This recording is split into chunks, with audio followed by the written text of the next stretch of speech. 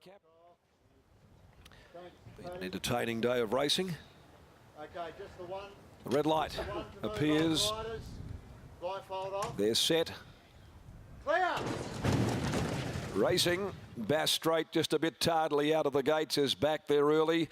Beat the Devil and Torino amongst the first to leave. Lord Ludlow. Lickety Split posted wide early from Mylena. Right behind them, settling down at the end of 250 is Cramden, being followed by Rebellionaire and Alto Sulamore. Bass Straight picking up ground over on the inside in advance of Klondike Kenny. Stable Secret back second last, and the tail ender, as Dad said. 700 left to travel. Torino, the roughie, led the way with the fave sitting outside of it. Beat the Devil. Calabria Joe box seating.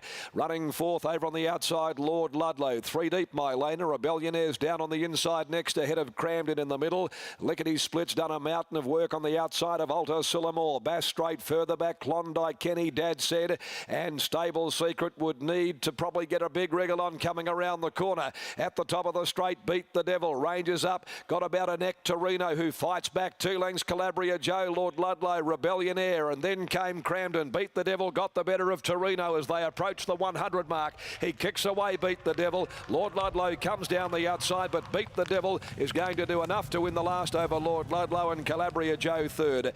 Bass Straight on the outside, or Rebellionaire there. They photoed fourth just in front of the tiring Torino, who ran a cheeky race at long odds. Followed then by Cramden. Stable Secret passed a few of those tired ones in the run to the line, and they included, Dad said, Klondike Kenny, Lickety Split Mylena, and also Alta Sulamore. Beat the Devil home. Sean McGruddy. Oratorio Gelding wins the last on the program.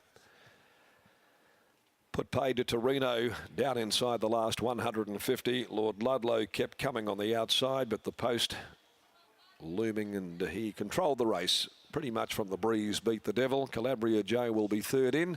8, 7 and 4. Those numbers will be after the running of the final event of the day. For Gold Light nominees, Jason Cheetham, Wal Pawson, John Rousas, P. Gazzarelli, C. Gillard, Ms. K. Barrett, J. Rigby, and B. Hills, M. R. Rear, and V. Caruana. An Oratorio Gelding out of La Lolla Brigida, prepared by Simon Miller and handled by Shooter McGruddy. Lord Ludlow second by Dane Hill Express out of Ancient Dream, Paul Jordan, Jason Brown, and Calabria Joe's by Universal Ruler from Tivoli Dans, Cliff Green and Ben Patterson. 112.47, 1 length 3/4 were the margins. Torino held fourth after the photo in front of Rebellionaire, 8.743. And they're all right now with 35.42. The posting for the 600 there after the Lavazza handicap.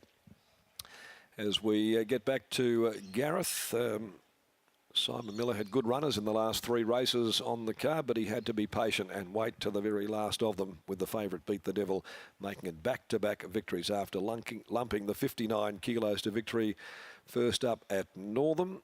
He's now got 3 on the board out of 6.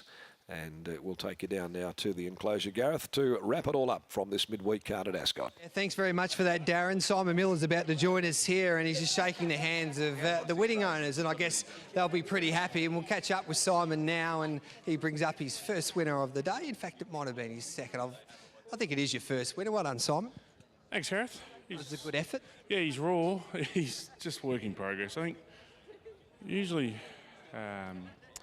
you learn a lot about a horse from defeat. And when he won last start, I learned a lot about him, which is unusual, because usually when you win, you don't analyse yourself. And he ran super quick time the other day and just faded a bit late. When I've gone out in trip, he gives every impression that he will. The brother, all the relations got out in trip. But he can't. He's just a sprinter. He's raw. When they went for him, he threw his head up and a bit gangly. And I don't know if he'll ever figure it out. Hopefully he does. But now we know up to 13's about his strength, and we can just keep chalking him up. Job well done.